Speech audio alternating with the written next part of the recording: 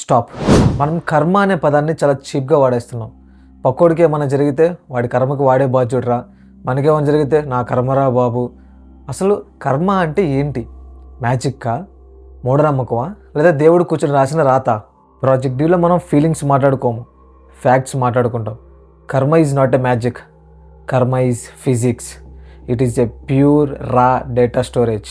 ఫిజిక్స్లో ఒక రూల్ ఉంది, Newton's third law. Every reaction has an opposite equal reaction. అంటే ప్రతి పనికి ఈక్వల్గా వ్యతిరేకమైన పని జరుగుతుంది. నువ్వు ఒక గోడని గట్టిగా గుద్దితే గోడని తిరిగి గుద్దుతుంది. దీన్ని మనం స్కూల్లో చదువుకున్నాం, కానీ లైఫ్లో మర్చిపోయాం. సో లైఫ్ కూడా ఇంతే, సేమ్ ఇలానే జరుగుతుంది. నువ్వు ఏదైతే లైఫ్కి ఇస్తున్నావో లైఫ్ నీకు తిరిగి అదే ఇస్తుంది. నో మర్సీ, జాలి, దయ ఏముండవు. ఈరోజు I will prove this scientifically. నీ జీవితం ఇలానే ఎందుకుందో, ఇలానే ఎందుకు జరుగుతుందో. This is not a motivation, this is your life audit report. చాలామంది టీనేజర్స్ ఇలా అనుకుంటారు, నేను రూమ్లో ఒంటరిగా ఉన్నాను, నేను ఏ తప్పు చేసినా ఎవరికి తెలియదులే, ఈరోజు జిమ్ ఎక్కకూడదాం ఎవరికి కనపడుతుందిలే, నేను చీట్ చేస్తాను ఎవరికి తెలుస్తుందిలే. గుర్తుపెట్టుకో, నువ్వు ఇన్కాగ్నిటో మోడ్లో బ్రౌజ్ చేయొచ్చు, కానీ జీవితం అనే సర్వర్లో నీ ప్రతి లాగిన్ అలానే ఉంటుంది, డిలీట్ అవ్వదు. ఎందుకంటే జీవితం అనేది ఒక బ్లాక్ చైన్ లాంటిది. నువ్వు చేసే ప్రతి పని, ప్రతి ఆలోచన రికార్డ్ అవుతుంది. ఒక ఎగ్జాంపుల్ చెప్తా. సాఫ్ట్వేర్ ఇంజనీర్ కోడ్ రాశాడు, అందులో ఒక చిన్న బగ్ వచ్చింది. పర్లేదులే, చిన్నదే కదా అని చెప్పి బద్ధకంతో దాన్ని వదిలేశాడు. Boss happy, company happy. But 2 years తర్వాత ఆ సాఫ్ట్వేర్ పెద్ద లెవెల్లో లాంచ్ అయినప్పుడు 2 monthsకే క్రాష్ అయిపోయింది. ఎందుకంటే ఆ చిన్న బగ్ వల్ల ఇప్పుడు కంపెనీకి కోట్లలో నష్టం. ఇప్పుడు ఆ ఇంజనీర్ వచ్చేసి అయ్యో నాకు బ్యాడ్ లక్ వచ్చిందే అనుకుంటే సరిపోదు. ఎందుకంటే అది బ్యాడ్ లక్ కాదు, అతను 2 సంవత్సరాల క్రితం చేయకుండా వదిలేసిన ఆ చిన్న బగ్ ఇప్పుడు ఫ్యాటల్ అవుట్పుట్గా మారింది. అలానే మన జీవితం కూడా అంతే. నువ్వు ఈరోజు స్క్రోల్ చేస్తున్న రీల్స్ ఉన్నాయి చూసావా, అది టైం వేస్ట్ కాదు, అది ఒక బగ్. నువ్వు ఫిక్స్ చేయకుండా వదిలేస్తున్న బగ్ అది.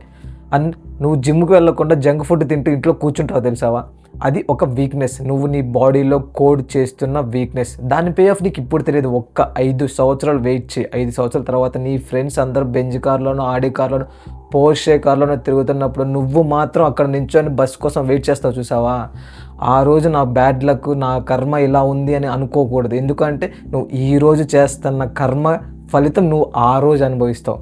అర్థమైందా? ఇంకో ఎగ్జాంపుల్ చెప్తా, ఇంకా రిలేటబుల్గా చెప్తా. కర్మ అనేది క్రెడిట్ కార్డ్ లాంటిది. క్రెడిట్ కార్డ్ ఎలా పనిచేస్తుంది? ఫస్ట్ మీకు డబ్బులు వస్తాయి, నువ్వు పార్టీ చేసుకోవచ్చు, ఫంక్షన్ చేసుకోవచ్చు, గోవా ట్రిప్కి వెళ్ళొచ్చు, లైఫ్ అంతా ఎంజాయ్ చేస్తున్నట్టే ఉంటుంది. This is the best phase అనుకుంటావు. కానీ మంత్ ఎండ్ అయ్యేసరికి బిల్ విత్ ఇంట్రెస్ట్తో సహా నీ దగ్గరకు వస్తుంది. అలానే మన యూత్కి చేస్తున్న తప్పు కూడా అదే. వాళ్ళు కంఫర్ట్ అనే క్రెడిట్ కార్డ్ని స్వైప్ చేస్తున్నారు. స్టడీ చేసుకోకుండా సినిమాలకి వెళ్తున్నారు, స్వైప్. హెల్త్ పాడు చేసుకుంటున్నారు ఆల్కహాల్ డ్రింకింగ్తో, స్వైప్. సో నువ్వు ఎవరికి కనిపించట్లేదులే, లైఫ్ చాలా బాగుందిలే అనుకుంటావు, కానీ గుర్తు పెట్టుకో, బిల్ అనేది జనరేట్ అవుతుంది.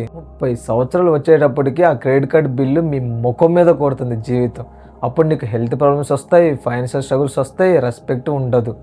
నువ్వు దేవుడి దగ్గరికి వెళ్ళి నేను దేవుడా నేను మంచోడిని, నాకే ఎందుకు కష్టాలు వస్తున్నాయి అంటే అవ్వదు. ఎందుకంటే ఆన్సర్ ఈజ్ సింపుల్. నువ్వు స్వైప్ చేస్తున్నప్పుడు, సంతోషంగా ఉన్నప్పుడు, నువ్వు పే చేసేటప్పుడు ఏడవకూడదు. ఇది నేను నిన్ను భయపెట్టడానికి చెప్పడం లేదు. ఫిజిక్స్లో ల్యాగ్ టైం అని ఒకటి ఉంటుంది. అంటే యాక్షన్కి రియాక్షన్కి మధ్యలో కొంచెం గ్యాప్ ఉంటుంది. ఆ గ్యాప్ టైంలో నువ్వేంటంటే నేను సేఫ్ అని అనుకుంటావు, కానీ బిల్ అనేది ఎప్పుడు రాంగ్ అడ్రస్కి వెళ్ళదు, కరెక్ట్గా నీ అడ్రస్కి వచ్చి చేరుతుంది. సరే మామ, జరిగింది ఏదో జరిగిపోయింది. పాస్ట్లో చాలా తప్పులు చేసాం, చాలా మిస్టేక్స్ చేసాం, క్రెడిట్ కార్డ్ చాలా స్వైప్ చేసేసాం, ఇంక అంతేనా, ఇంకేం చేయలేమా, లైఫ్ అయిపోయిందా? నో. అదే ఫిజిక్స్లో ఇంకో రూల్ కూడా ఉంది, ఫోర్స్ కెన్ చేంజ్ మొమెంటమ్. అంటే బలంతో మనం జరగబోయే మొమెంటమ్ని చేంజ్ చేయగలగచ్చు. అది ఎలా అంటే, ఇప్పుడు వరకు నువ్వు నెగిటివ్ కర్మని జనరేట్ చేసావు, కానీ ఇప్పటి నుంచి మనం పాజిటివ్ కర్మని అగ్రెసివ్గా జనరేట్ చేద్దాం. దీన్ని నేను మ్యాసివ్ ఇన్పుట్ స్ట్రాటజీ అంటాను. న్యూటన్స్ లాని రివర్స్లో వాడదాం. Input is equals to output. మనం ఏదైతే హార్డ్ వర్క్ని లైఫ్కి ఇస్తే లైఫ్ ఖచ్చితంగా సక్సెస్ ఇవ్వాల్సిందే. అదే రూల్. ఈరోజు నుండి స్టార్ట్ క్లియరింగ్ యువర్ డెప్ట్.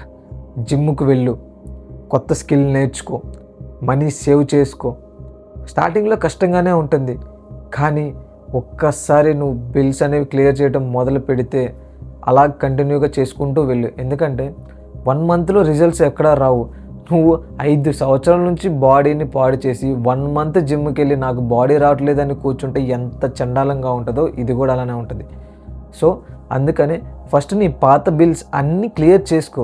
నీ పాత బిల్స్ అన్నీ క్లియర్ అయిపోతే అప్పుడు నువ్వు చేసే ప్రతి వర్క్ కాంపౌండింగ్ లెవెల్లో పెరుగుతుంది. ఎలా అంటే నువ్వు చేస్తున్న చిన్న పనికి కూడా పెద్ద పెద్ద రిజల్ట్స్ వస్తాయి. సో అప్పుడు జనాలు ఏమనుకుంటారు అంటే, ఓ వీడు లక్కీ ఫెలోరా అని. కానీ నువ్వు ఎంత అప్పు క్లియర్ చేసావో వాళ్ళకి తెలియదు. ఫైనల్లీ నేను చెప్పేది ఒకటే, కర్మను చూసి భయపడకు. కర్మ ఈజ్ జస్ట్ ఏ మిషన్. అది చాలా బ్లైండ్ది. నువ్వు గార్బేజ్ ఇన్పుట్ ఇస్తే గార్బేజ్ అవుట్పుట్ ఇస్తుంది. నువ్వు గోల్డ్ ఇన్పుట్ ఇస్తే గోల్డ్ అవుట్పుట్ ఇస్తుంది. నీ పేరెంట్స్ని, నీ ఫ్రెండ్స్ని, నీ కొలీగ్స్ని లేక నీ ఎక్స్ గర్ల్ ఫ్రెండ్ని బ్లేమ్ చేయటం మానే. నువ్వు పూర్గా ఉన్నందుకు లేకపోతే నీ దగ్గర డబ్బులు లేనందుకు ఎవ్వరు కారణం కాదు. ఒక్కసారి నీ హ్యాండ్స్ చూసుకో. నువ్వు ఈరోజు చేస్తున్న కర్మే నీ డెస్టినీ డిసైడ్ చేస్తుంది. ఈ రోజు నుండి మంచి ఇన్పుట్స్ ఇవ్వడం మొదలు పెడదాం. ఫిజిక్స్ని మనకి ఫేవరబుల్గా మార్చుకుందాం. గుర్తుపెట్టుకో, పెళ్ళి వస్తుంది, ప్రిపేర్ అవ్వు. This is project D. మనం నమ్మకం మీద బ్రతకడం లేదు, మనం సైన్స్ మీద బ్రతుకుతున్నాం.